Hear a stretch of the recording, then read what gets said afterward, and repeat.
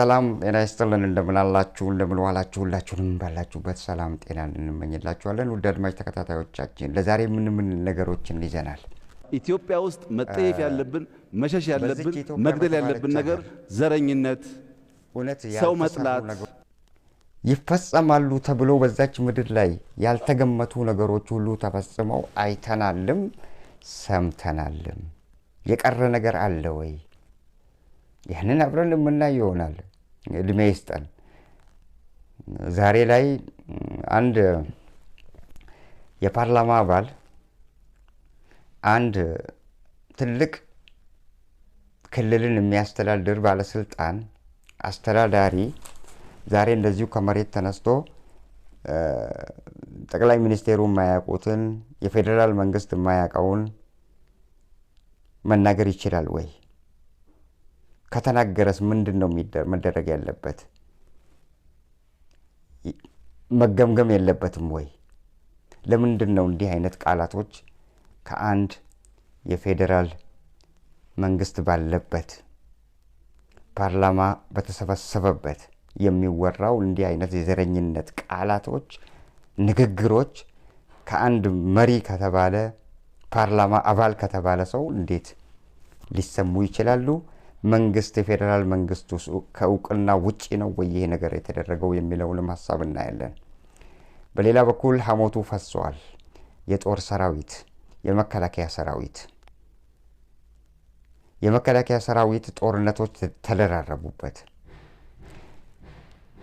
ለወራት አይደለም ለቀናት አይደለም ለአመታት እየተሻገሩ ነው ጦርነቶች በትግራይ ላይ ነው የተጀመረው የትግራዩ አበቃ እፎይ ዓለም ብለው ሲያርፉ በአማራ የተጀመረው ሌላ ጦርነት መጣባቸው ተለካክመዋል ስለዚህ ያላቸው አማራጭ ጦርነቶቹ ሐሞቱ ስለፈሰሰ ምን ማድረግ አለበት የሚለውንም ሐሳብ እናያለን የሐሳቦችንም እናነሳለን ውድ አድማጭ ተከታታዮቻችን በዚህ ውስጡን እንፈትሽና እናወራለን ውድ አድማጭ ተከታታዮቻችን የቻናላችን ቤተሰብ ያሉናችሁ ሰብስክራይብ ላይክ ሼር በማድረግ የቻናላችን ቤተሰብ እንድትሆኑ ጋብዞታለን እስከመጨረሻው እንድትከታተሉም እንጠይቆታለን አሁን በቀጥታ ወደ ፕሮግራሙ እናመራችኋለን ተከታተሉን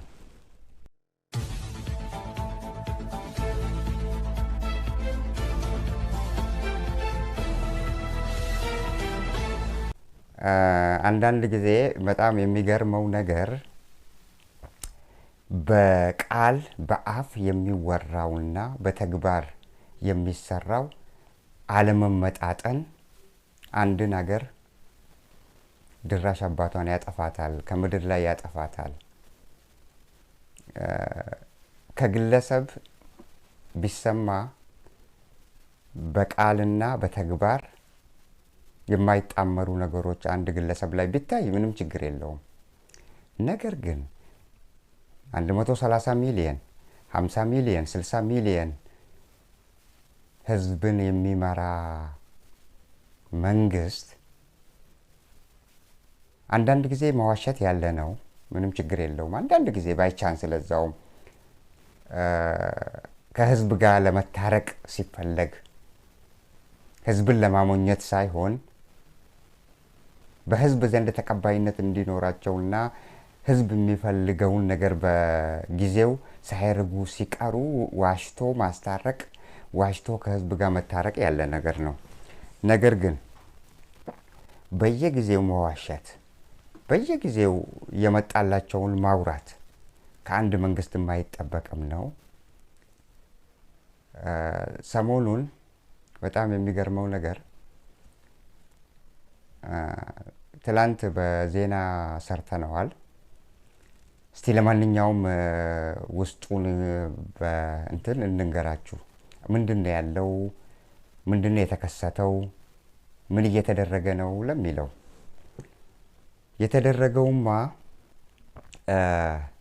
አጣብቂኝ ውስጥ ገብተዋል እነዚህ ሰዎች ምን አጣብቂኝ ውስጥ እንዳስገባቸው ራሳቸውም ያውቁታል እኛም እናውቀዋለን ህዝብ ያውቀዋል እኛ እንደ ህዝብ እናውቀዋለን ምንድነው የብልጽግናን አማራሮች ለማይገባ እንትን ውስጥ እንዲገቡ ያደረጋቸው ምንድነው የሚለውን እኛ እናውቀዋለን እነሱም ያውቁታል እና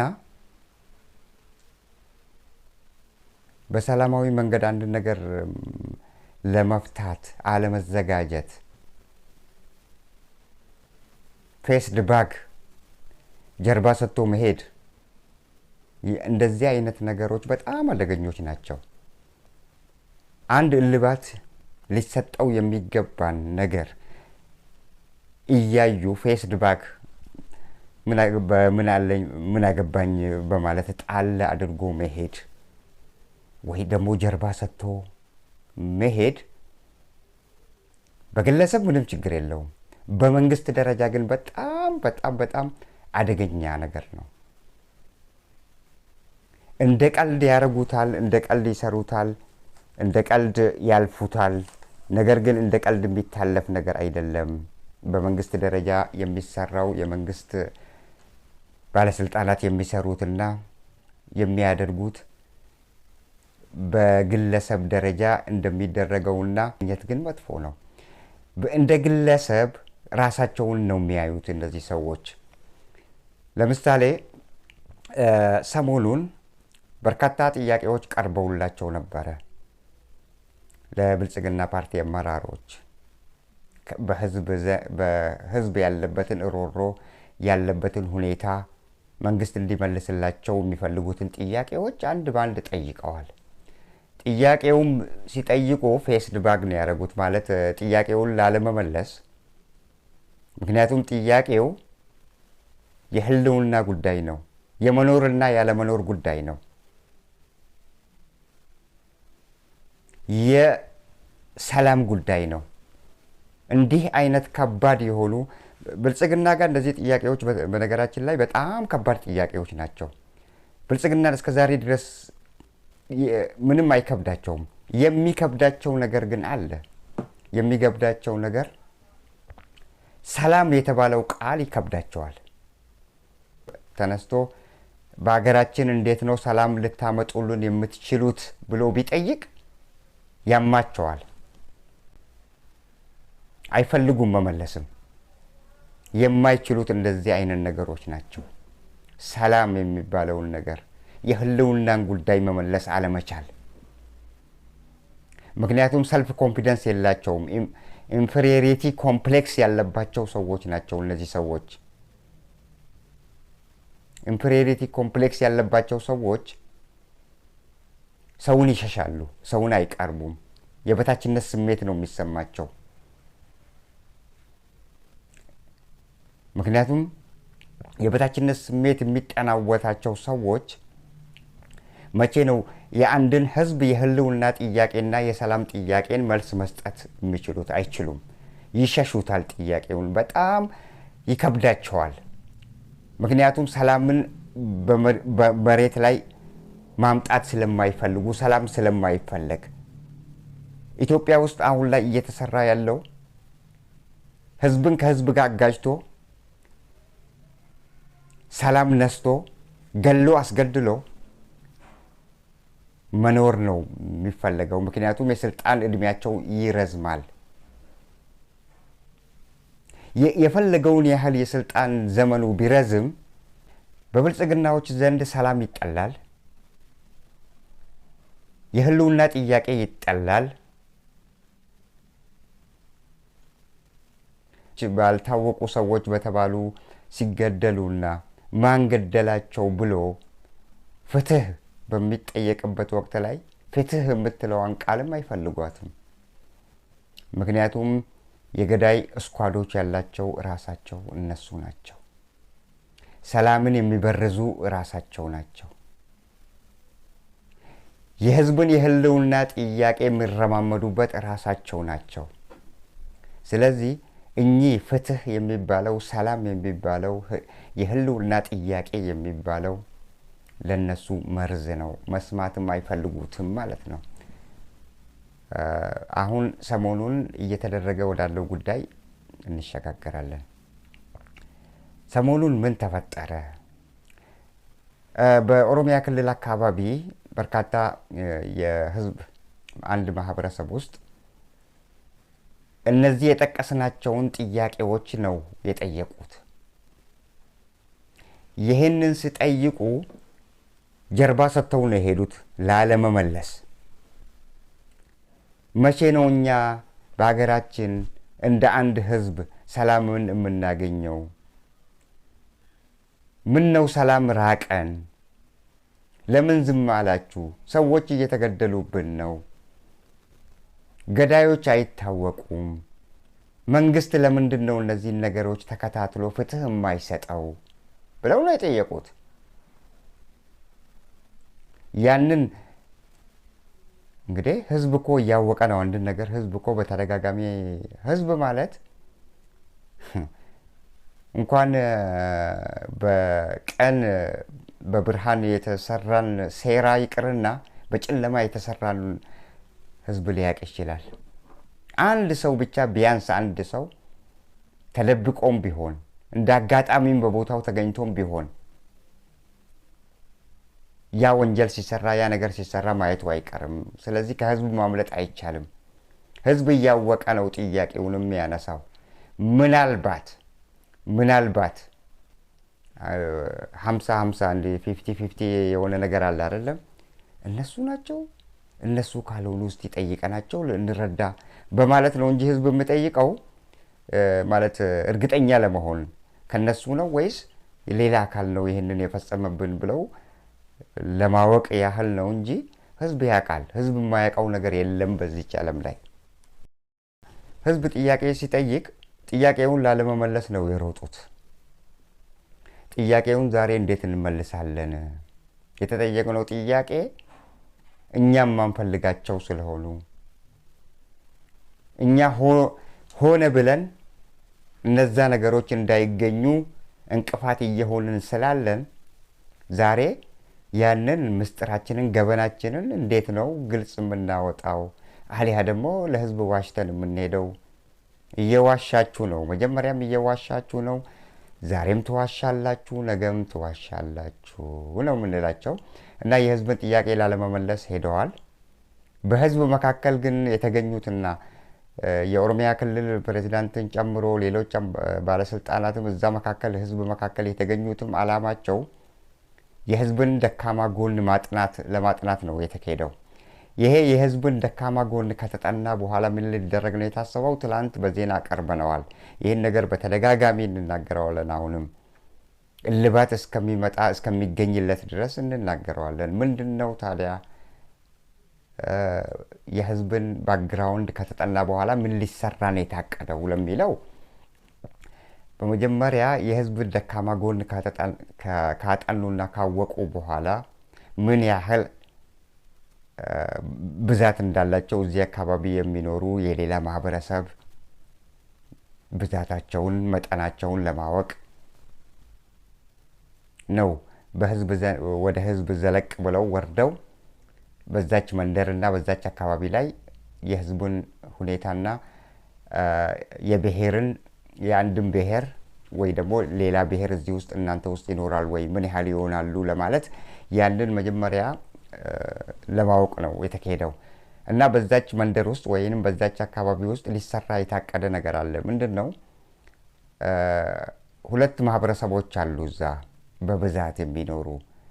የኦሮሞ ህዝብ በብዛት ይኖራል። አናሳ ደግሞ የአማራ ህዝቦች አሉ እዛ አካባቢ ላይ። አሁን እነዚህን ሁለቱን ሲዋረድ መንግስታት ታሪካዊ ጠላት ናቸው ብሎ ሲፈርጃቸው የነበረ ታሪካዊ ጠላት እርስ በርሳቸው እንዲሆኑ መንግስታት ሲሰሩ የነበረውን ሁኔታ እና የአማራ ህዝብ ዛሬ የታሪካዊ ጠላት ሊሆን የቻለው በመንግስታት የተሰሩ ሴራዎች ናቸው እንጂ እኛ እንደ ህዝብ ከኦሮሞ ህዝብ ጋር ስንኖር ምንም እንከን ገጥሞንም አያውቅም።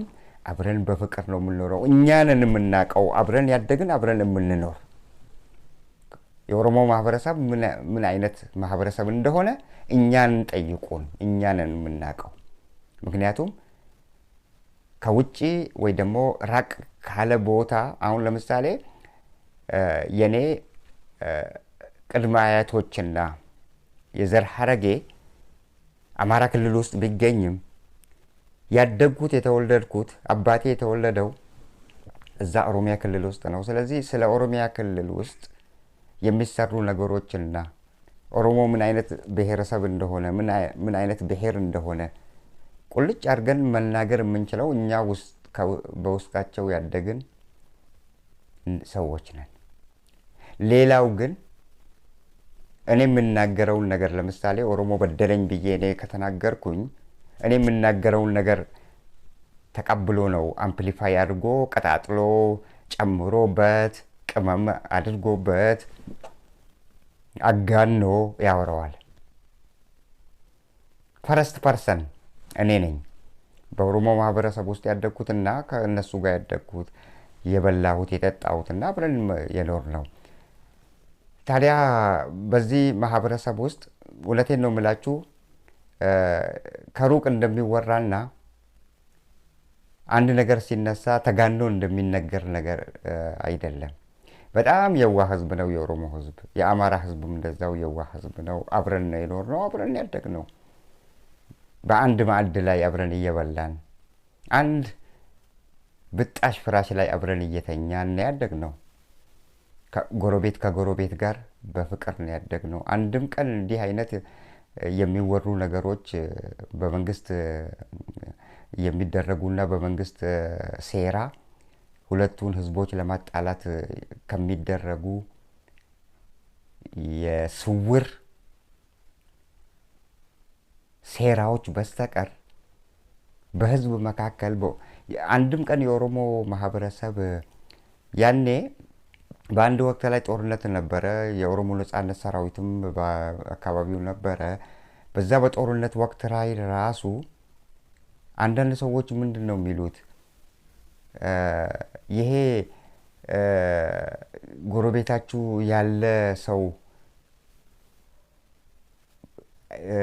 ምንድን ነው ብሔሩ ምናምን ብለው አንዳንድ ሰዎች ከውስጣቸው እንዲህ ማለት ደካማ ጭንቅላት ያላቸው ያስተሳሰብ እንትናቸው የወረደ እንደዛ አይነት ሰዎች ሲጠይቁ እኚህማ ምስኪን የኛ ጎረቤቶች ናቸው፣ ስንት ዓመት አብረን የኖርን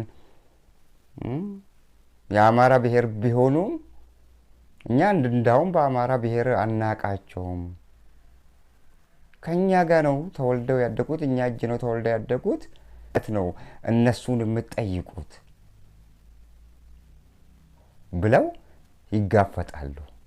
አንዳንድ ባለጌዎች አሉ ከጦር ሰራዊት ውስጥም እንትን የሚሉና ተጋፍጠው ተከላክለው እኛ ሳንሰማ ያሳልፋሉ ማለት ነው። በእንደዚህ አይነት ማህበረሰብ ውስጥ ነው ያደግነው እንጂ እንደሚወራው እና ከሩቅ እንደሚወራው አይደለም።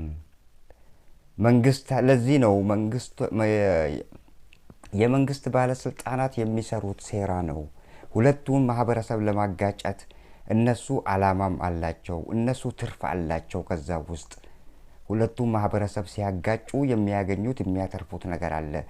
አንድ እድሜያቸውን ለማራዘም ነው የስልጣን እድሜያቸውን።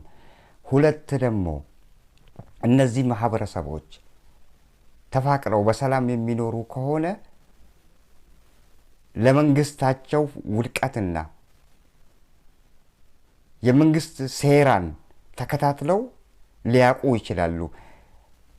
ሁለቱም ካጋጩ ግን እርስ በርሳቸው እዚህ ይባላሉ። መንግስትም መጥቶ ሌላ ነገር የፈለገውን ነገር ሰርቶ በመሃላቸው ይሄዳል። ለዛ ይመቻቸዋል። ለዛ ነው ተዋልዶ አብረው ያደጉትን የኦሮሞ ህዝብና የአማራን ህዝብ አጋጭተው ትርፋማ ለመሆን የሚሞክሩ በርካታ ከዚህ ቀደምም የነበሩ ባለስልጣናትና መንግስታት ነበሩ። አሁንም እየተሰራና ሊሰራ የታቀደው ይሄ ነው። ይሄንን አጋልጠን በምንናገርበት ጊዜ እንዴት አወቃችሁ ልትሉንም ትችላላችሁ። ከነሱ ውስጥ የታዘባቸው የቀድሞ ከፍተኛ ባለስልጣን አመራር ውስጥ የነበረ ሰው ነው ይሄንን ያቀበለን እና በአጋጣሚ ሄዶ እዛ አካባቢ ከነሱ ጋር ለሚደረገው ስብሰባ ላይ ቁጭ ብሎ ሲወያዩ ነው ያዳመጠው። ታዘባቸው፣ ግን በጣም ታዘባቸው። የሚወራው ነገርና የሚደረገው ነገር ለየቅል ሆነበት እና ታዘባቸውና በቃ እነዚህ ሰዎች እድሜ የላቸውም ብለው እስከ መደምደም ደረጃ ደርሻለሁ ነው ያለው። እነዚህ ሰዎች ከእንግዲህ እድሜ ላይኖራቸው ነው የሚል ድምዳሜ ላይ ገባው ነው ያለው። ለምን አካሄዳቸው በአሁኑ ወቅት ላይ የሰራዊቱ መጠን እየተመናመነ መጥቷል። የመከላከያ ሰራዊት መጠን እየተመናመነ ነው የመጣው። ለምንድን ነው ያመናመነው ብላችሁ የምትጠይቁ ከሆነ ሰራዊቱ ሀሞቱ ፈሷል። እውነቴን ነው የምላችሁ፣ ሰራዊቱ በጣም ተዳክመዋል። በዚህ ወቅት ላይ ከብልጽግና ተለይቶ የራሱን ኑሮ መኖር ነው እየፈለገ ያለው። ጦርነት በጦርነት ላይ ተደራርቦበታል። ጦርነት በጦርነት ላይ በተደራረበበት ወቅት እንደገና ለግዳጅ ተነስ፣ አሁኑኑ ተነስ ይሉታል። ወደ ፈለጉበት አቅጣጫ ወደ ጦርነት ወደ እሳት ውስጥ ያስገቡታል። ስለዚህ እረፍት ሳያገኝ 1 ወር 2 ወር 3 ወር 4 ወር ከዓመት በላይ ሲሆንስ ምን ያደርግ? እና በዛ ሁኔታ የመከላከያ ሰራዊት አባላት በአሁኑ ወቅት ላይ በቃ መሯቸዋል። ስለዚህ ምን ማድረግ አለብን ብለው ተመካክረው አንድ ባንድ እየወጡ ነው ከሰራዊቱ ውስጥ እየሸሹ እያመለጡ እየሄዱ ነው። ይህንን የተመለከተው የብልጽግና አመራር ደግሞ የአስቸኳይ ስብሰባ የተቀመጡበት ዋናው ዓላማም ይሄው ነበረ ጉዳዩ እና በዚህ ጉዳይ ላይ ተቀመጡ። ሲቀመጡ ይሄ የቀድሞው ባለስልጣንም ተጋብዘው ነበርና እዛ የሚያወሩትን ነገር ሲነግረን በጣም የሚገርምና ይሄ መንግስት እድሜ እንደሌለውና እድሜው በጣም አጭር እንደሆነ ከዚህ በኋላ የማስተዳደር ብቃትና በህዝብ ዘንድ ተአማኒነታቸውን እያጡ እንደሚሄዱ የሚያሳዩ በርካታ ነገሮችን ባወሩትና በተወያዩበት ወቅት ላይ ሊያውቅ ችሏል።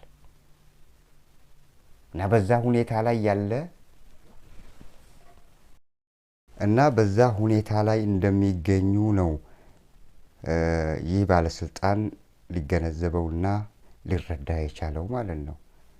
ስለዚህ እነዚህ ሰዎች ሴራ አሁን ላይ በኦሮሞ ማህበረሰብ እና በአማራ ማህበረሰብ መካከል የታቀደ እቅድ አለ። ያንን እቅድ ማህበረሰቡ አውቆ ሊጠነቀቅ ይገባል። አሁን የታሰበው በተግባር ላይ የሚውል ከሆነ የመጨረሻ የኢትዮጵያ የውድቀቷ ውድቀት አሁን ነው የሚሆነው። ከዚህ ቀደም ኢትዮጵያ ያላየችው በውይይቱ ላይ በመድረኩ ላይ የተነሳው። ስለዚህ ይሄ ነገር ደግሞ ለኢትዮጵያ ህዝብ እንዲህ አይነት ማለት እርስ በርስ የመፋተግና እርስ በርስ የመጋደል ታሪክ የረጅም ጊዜ የቆየ ታሪክ የላቸውም።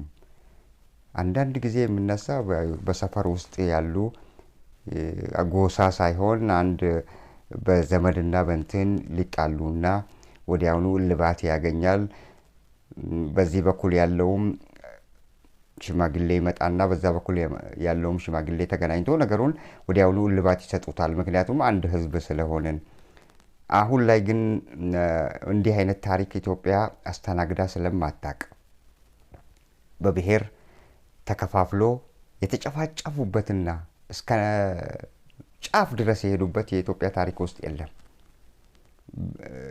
በሁለት ብሔር መካከል ግጭት ተፈጥሮ እንደዛ ተባብሶ ልክ እንደ ሩዋንዳና እንትን ላይ እንደተደረገው በኢትዮጵያ ህዝብ መካከል የለም። እሱ የኢትዮጵያ ህዝብ ፍቅር ነው።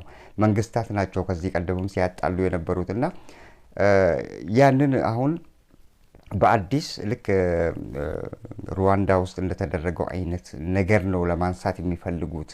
ሀሳባቸው እንደዛ ነው የሚመስለው። ምክንያቱም ገና ያልተደረገና በሀሳብ ደረጃ የቀረበና የተወያዩበት የተመካከሩበት ስለሆነ ጉዳዩ ለእንደዛ አይነት ሁኔታ የሚሄዱ ይመስላል።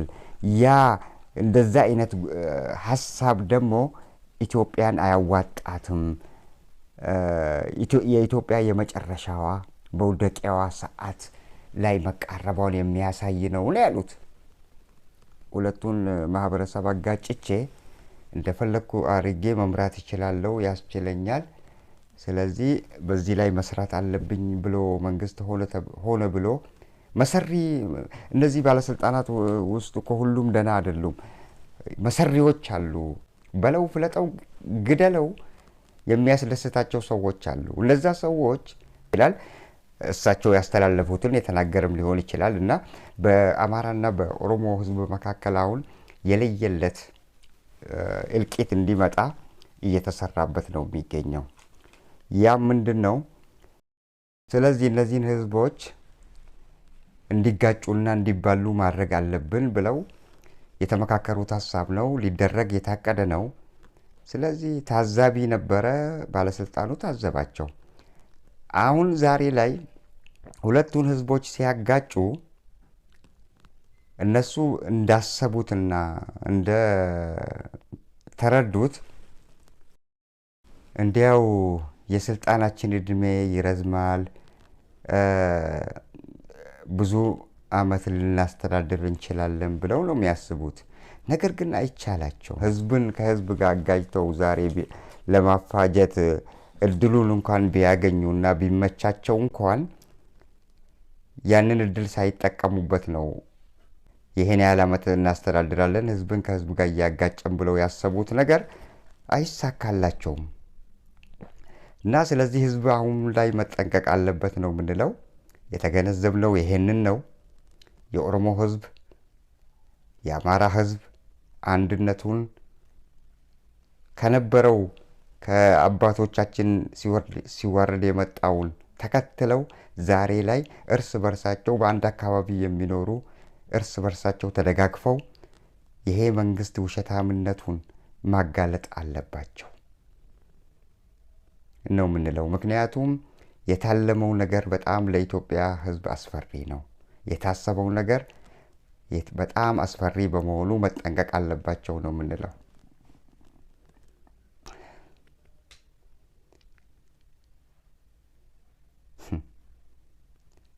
የኦሮሚያ ክልላዊ መንግስት ሽመልስ አብዲሳ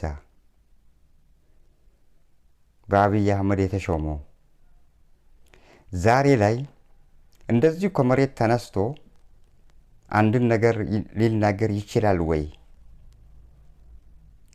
ከሱ በላይ መሪ ስላለ ይችላል ወይ? የአንድ ክልል ፕሬዝዳንት ነው ወይ ደግሞ የአንድ ክልል መሪና ሊቀመንበር ነው። ከዛ በዘለለ ሌላ ምን ስልጣን አለው? የአንድ ክልል በአንድ ክልል ላይ ፈላጭ ቆራጭ ነው ማለት ነው። ዛ በተመደበበት ህዝብ ላይ ነው እንጂ ስልጣኑ ትልቅ የሚሆነው በማዕከላዊ መንግስት ውስጥ ከሱ በላይ ስንቶች ስላሉ የክልሎቹንን አጠቃላይ የሚያዛቸው አዛዥ ስላለ መሪ ስላለ በዘፈቀደ የመጣለትን ነገር መናገር አይችልም። ይጠየቅበታል ማለት ነው። እንደ አግባቡ እንደ ህጉ ከሆነ ማለት ነው። ህግ ካለ፣ ፍትህ ካለ፣ ሰላም ካለ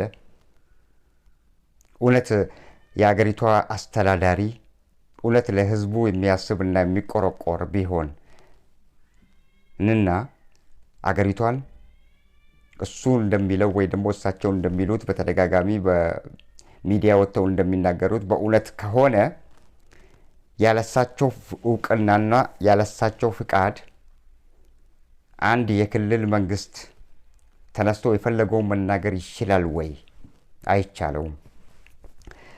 ለአብነት በትግራይ ክልል የተነሳውን ከአሁን በፊት እናስታውሳችሁ። የትግራይ ክልል ሌላ የተናገረው በወቅቱ አልነበረም። ምንድን ነው ያለው? አንድ ወቅት ላይ አይ ኮቪድ-19 ምንም ርቀታችንን ጠብቀን ምርጫ ለመምረጥ ከህገ መንግስት የተሰጠን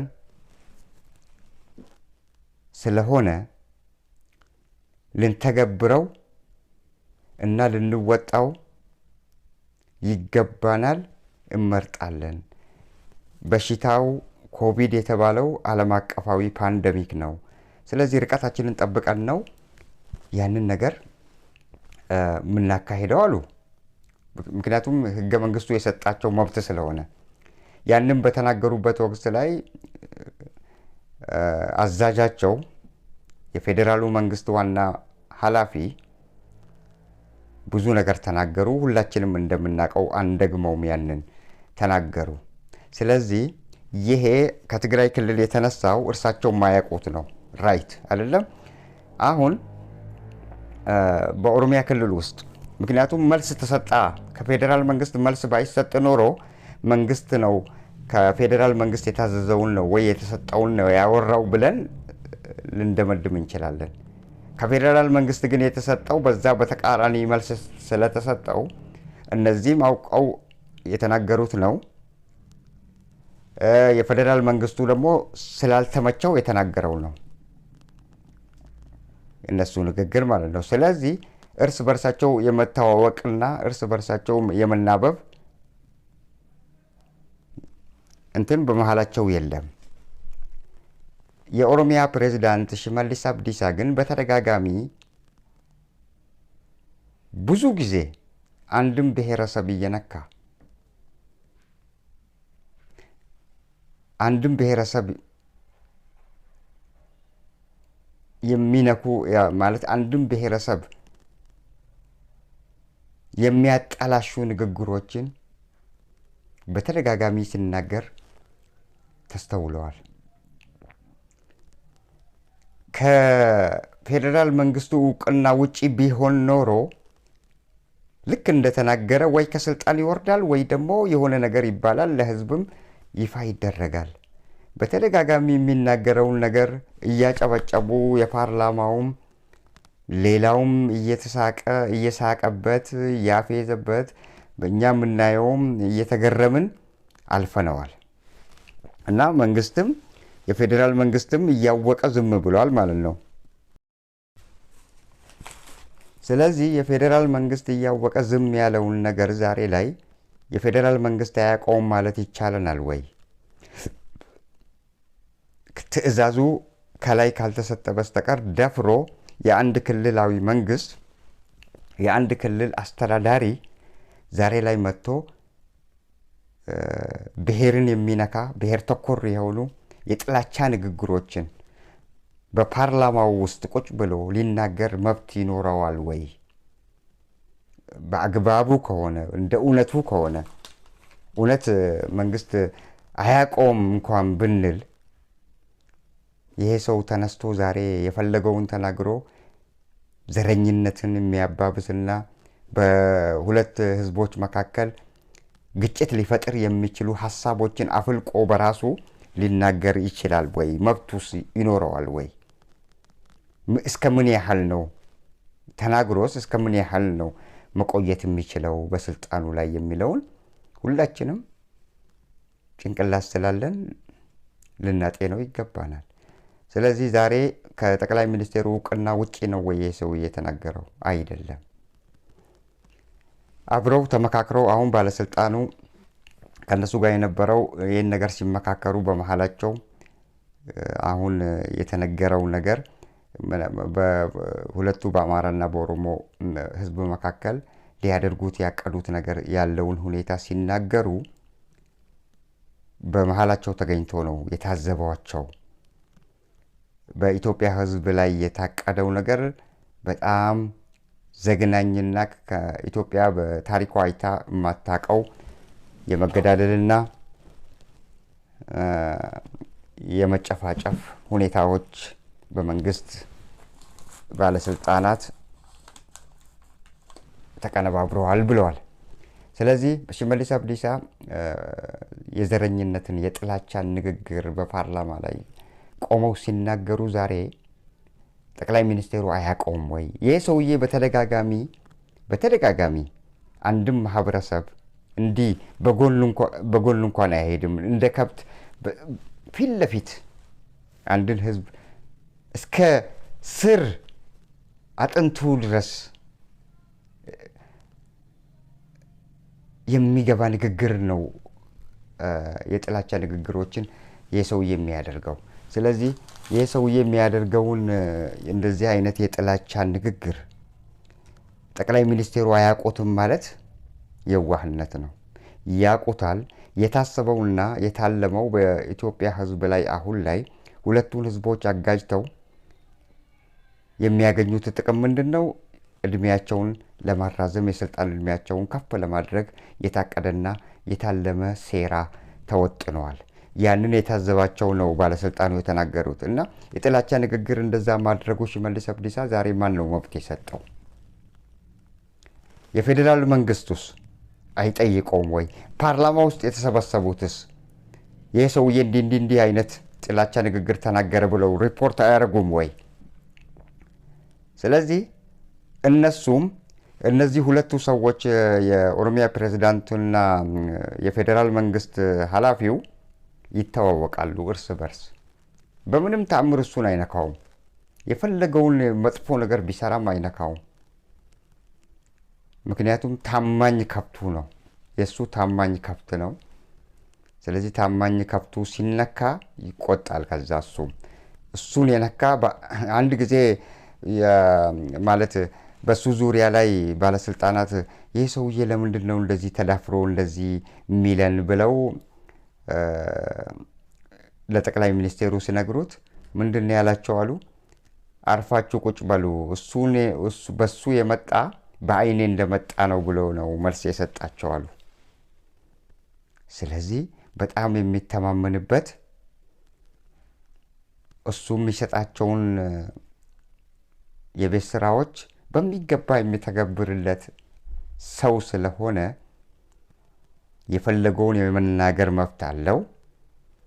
ህዝብን ለማጫረስ በሚያደርገው የመርዝ ንግግር፣ የዘረኛ የጥላቻ ንግግር ጠቅላይ ሚኒስቴሩ ሳያውቁ አይደለም ዝም ያሉት።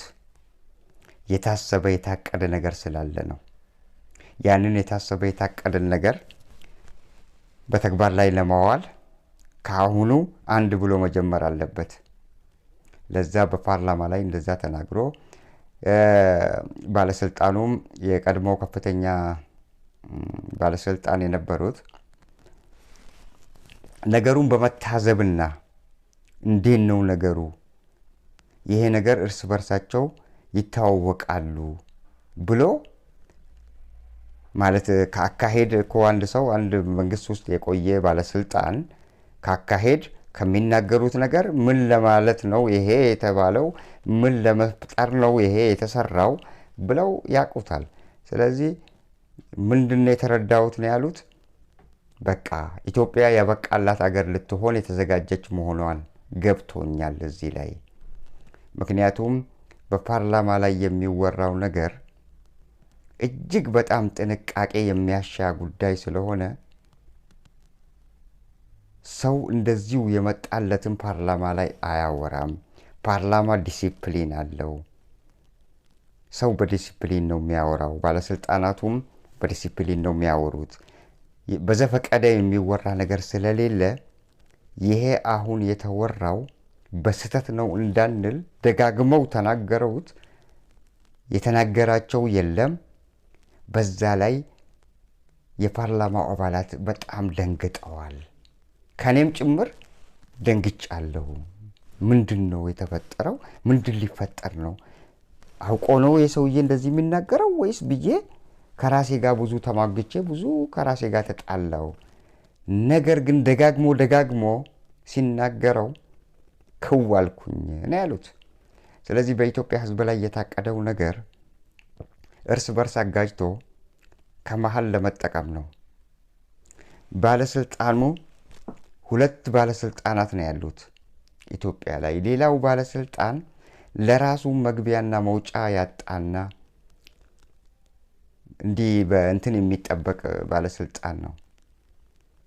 እነሱን እያመጎሳቸው እነሱ የሚሉትን ነገር እያስፈጸመ የግድ ለመኖር ሲል ሲፍጨረጨር የምንመለከተው ነው። ግን ሁለቱ ታላላቅ የሚባሉት አንዱ አፍንጫ ሲነካ አይን ያለቅሳል እንደሚባለው ሽመልስ አብዲሳ ከተነካ ጠቅላይ ሚኒስቴሩ ይጮሃሉ። ስለዚህ ሁለቱ አካላት በጣም እርስ በርሳቸው ቁርኝት ያላቸውና ሐሳባቸው አንድ ስለሆነ የተናገሩት ነገር የሚያሳየን የታቀደው ነገር በህዝቦች መካከል ላይ በተግባር አንድ ብሎ ሊጀምር የተውጠነጠነ ሴራ መሆኑን ከሽመልስ አብዲሳ ንግግር ለመረዳት ችያለሁ ነው ያሉት። ስለዚህ የኢትዮጵያ ሕዝብም መጠንቀቅ አለበት። የኢትዮጵያ ሕዝብም ከነዚህ ሴረኞችና ከነዚህ እርኩስ ከሆኑ ሰዎች ሊጠነቀቅ ይገባዋል። ቀና መንፈስ ከማያስብ ማህበረሰብ በዛች በደሴቷ ውስጥ ቁጭ ብለው ቀና አመለካከት የላቸውም፣ ህሊና የላቸውም፣ ሰላም አይመቻቸውም፣ ሰላምን ለማደፍረስ ጥረት የሚያደርጉ ስለሆኑ እነሱ የሚናገሩትን ህዝቡ ተረድቶ ምን ለማለት እንደፈለገ ተረድቶ ህዝብ ከወዲሁ እርስ በርሳቸው ተደጋግፈው መኖር መቻል አለባቸው። እነሱን ማጋለጥና የነሱን ሴራ ራሳቸው ላይ መመለስ ይገባቸዋል ነው የምንለው። እና አሁን ላይ የመከላከያ ሰራዊቱ ከእጃቸው ሊያመልጥ ነው፣ እያመለጠ ይገኛል። ያንን ምሬትና ብሶት በህዝብ ላይ ሊወጡ ነው ያሰቡት። የመከላከያ ሰራዊቱ ዛሬ ተበትኗል፣ በጣም ደካክመዋል፣ ጦርነት በዝቶባቸዋል። ስለዚህ ከአመራሩ እየለቀቁና እየሸሹ ያሉበት ሁኔታ ነው ያለው። ያንን ሲሰሙ በጣም ተደናግጠዋል፣ በጣም ተረብሸዋል። ምን እናድርግ ብለው በዛ ላይ ተመካክረው መልስ ሳያገኙለት ሲቀሩ ስለዚህ እዛ የምናደርገውን ጦርነት ትተን ህዝብ መሃል ወርደን ሁለቱን ህዝቦች አጋጅተን ስልጣናችንን የተደላደለ እናረጋዋለን ብለው ነው ያሰቡት። ያ ደግሞ ይሳካል አይሳካም የሚለውን አብረን የምናየው ይሆናል። ውድ አድማጭ ተከታታዮቻችን ለዛሬ ያሉን ፕሮግራሞች ይመስላሉ። ስለተከታተላችሁን እጅጉን አድርገን እናመሰግናችኋለን።